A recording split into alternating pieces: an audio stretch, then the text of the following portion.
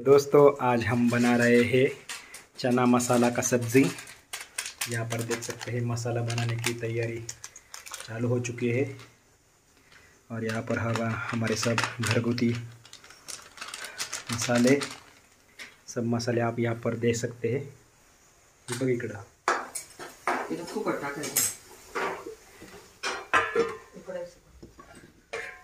हरभरे कुठे? हरभरे कुकर मध्ये बाळा। और यहाँ पर चने जो है वो सब कुकर में डाल चुके हैं पकने के लिए। देख सकते हैं अभी यहाँ पर ये डाल दिए सुकट।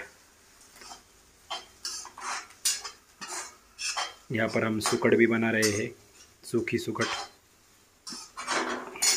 तो इसको अभी थोड़ा भून के उसको पानी में एक बार धो के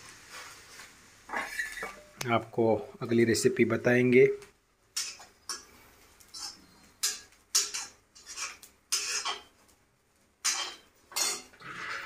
और यहाँ पर आप देख सकते हैं यहाँ पर चने उबल चुके हैं और यहाँ पे चना मसाले में थोड़ा नमक डाल दिया है।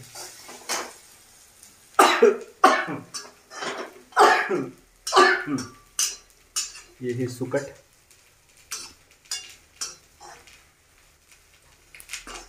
बहुत ही बढ़िया सुकट मतलब मछली जैसा रहता है कुछ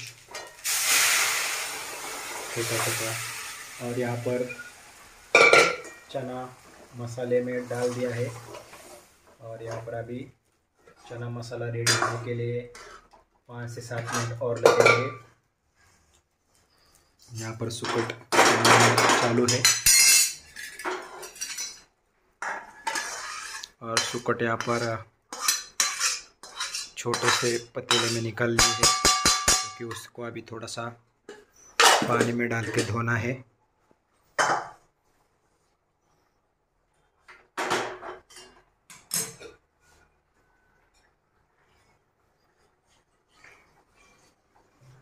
सुकट बहुत ही प्यारी लग रहे हैं, गोल्डन कलर की।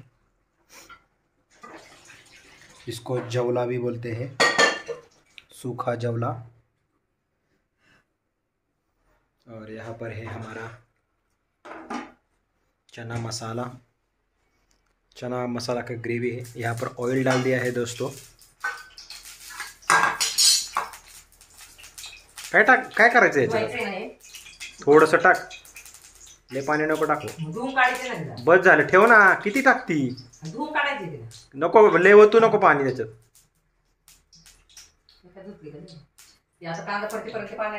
और यहाँ पर ये सूखे जवले में पानी डाल दिया है। सर बाजू तेल तर लसूण राहिलं।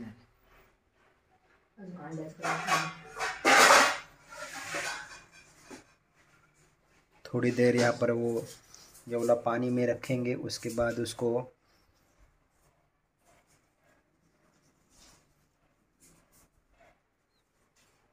अभी यहाँ पर तेल कढ़ाई में तप रहा है क्योंकि उसमें हमें डालना है प्याज और सब सारे मसाले उसमें डालने हैं। उसके बाद उसमें जवला डालेंगे तो सूखा जवला रेडी हो जाएगा। और वहाँ पर हमारा रेडी हो रहा है चना मसाला। और ये है मसाले, हल्दी है, जीरा है, गरम मसाला है, मिर्च पाउडर है, यहाँ पर लहसुन, कांदा कुड़े। और अभी लहसुन और कांदा तेल में डालेंगे और सुनहरा होने तक उसको पकाएंगे। देख सकते हैं आप।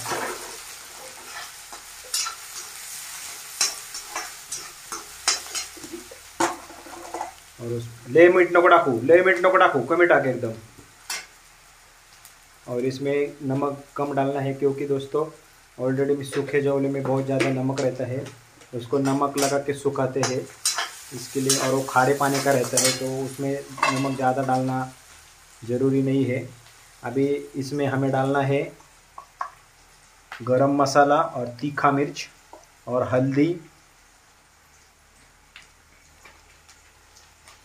और इसमें और एक मसाला हम ऐड करेंगे सुहाना का, कांदा लहसुन मसाला रहता है वो भी इस जवले में जाएगा तो बहुत ही अच्छा टेस्ट आता है उसका।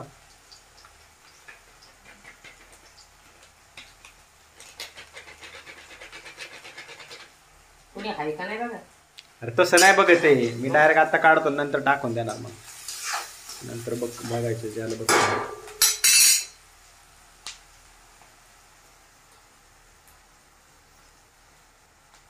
यहाँ पर कांदा लहसुन मसाला डाल दिया है 1.5 चम्मच, और मिर्च पाउडर भी डाल दी है। एवढंच आहे ते, एवढं टाकलं ते।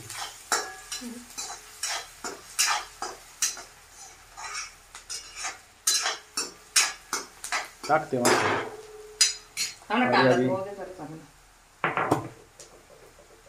प्याज और लहसुन अच्छे से भुन चुका है,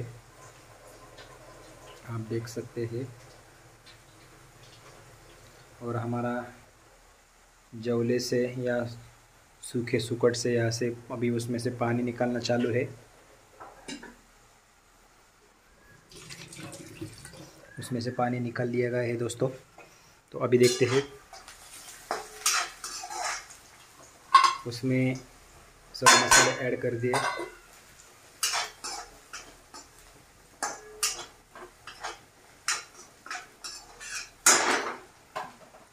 और इसमें जाएगा अभी जवला, सूखा सुकड़ जाएगा इसमें दोस्तों। देखिए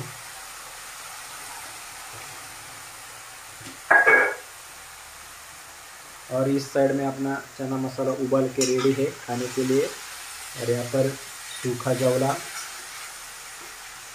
जो है अभी उसको अच्छे से मिक्स कर लेंगे मसाले और प्याज के साथ में, और लास्ट में उसके ऊपर धनिया डाल देंगे और ये जवला भी खाने के लिए रेडी हो जाएगा। आता आपण बनवणार आहे बोंबील करी आणि अंडा करी। तर बोंबील आहे ते चांगले भाजून घ्यायचे, फ्राय करून घ्यायचे व्यवस्थित तेलामध्ये।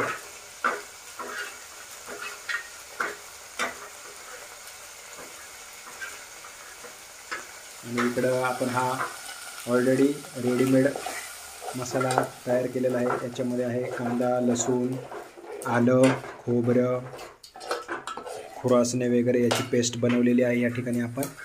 आणि इकडे आहे बोंबील फ्राय होत आहेत, मस्त असे त्यांना भाजून घ्यायचे व्यवस्थित। आणि इकडं आहे आपला मसाला वगैरे, आणि या ठिकाणी आहेत अंडे।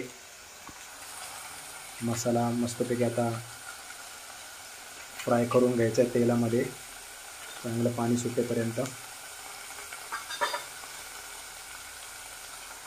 खूप मस्त असं कालवण बनवण्याची रेसिपी।